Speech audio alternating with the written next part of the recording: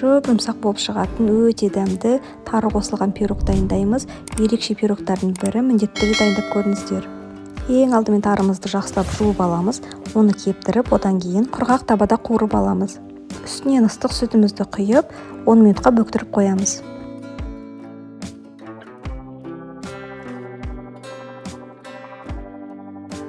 Енді тестамызды дайындап аламыз. Ол үшін ыдысымызға ұн, қант, жұмыртқа, разрыхитель және де сары майымызды қосып, барлығын жақсылап қамыр илейміз. Сары майымыз бөлме температурасында болу керек, сонда осылай жақсылап езіліп, жақсы қамыр шығады. Немесе қатып тұрса, теркадан өткізуге болады.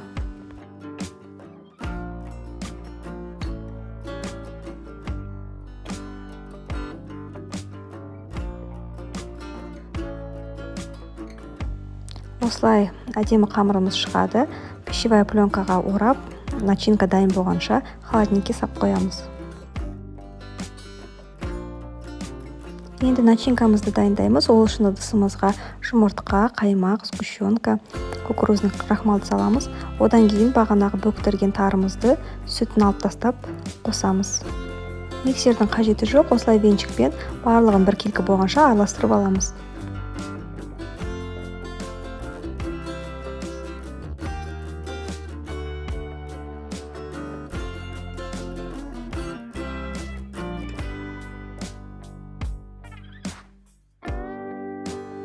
Тестамыз дайын, начинкамыз дайын. Енді ыдысымызға осылай кішкене ұн сеуіп жіберіп, тестаны осы қолымызбен жайып шығамыз. Барлығын біркелкі жаюға тырысыңыздар, әйтпесе бір жері жұқа, бір жері қалың болып кетеді. Осылай вилканың көмегімен тесіп шығамыз.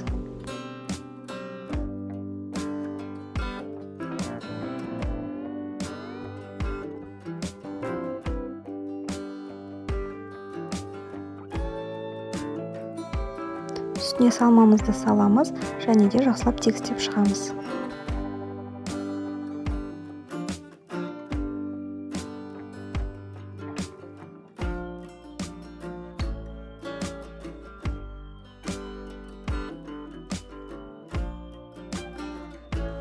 Мен бұл жолы тек тарыны ғана қостым. Алдыңғы жасағанда қызыл ірімшікті қосқанмын. Қалай жасасаңыздар да өте дәмді болып шығады. Егер қызыл ірімшік қосқыларыңыз келсе, осылай бөлшектеп турап аласыздар. Және де сұйықтығымызды құйып, одан кейін қызыл ірімшікті салып, екінші жартысын тағы да үстіне құйып шығасыздар. Өте әдемі және де өте дәмді болып шығады. Міндетті түрде осы рецептпен жасап көріңіздер. Барлық қонақтарыңызға ұнайды. Енді 160 градуста қызып тұрған пешімізде шамамен жарты сағаттай пісіріп аламыз. Өзіңіздің духовкаңызға байланысты.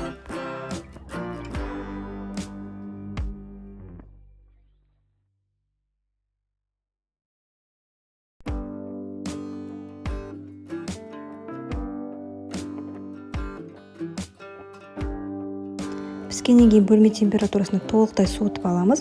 Одан кейін 2-3 сағатқа холодильникке салып қойыңыздар. Содан кейін барып қана формасынан алуға болады. Үстіне осылай сахарная пудра сеуіп қойдым.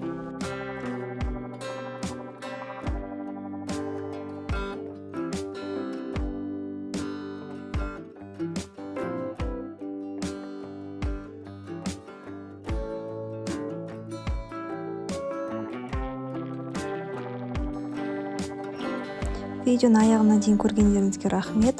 Лайк басып, комментарий жазуды ұмытпаңыздар. Және де менің Instagram және YouTube парақшама жазылып қойыңыздар.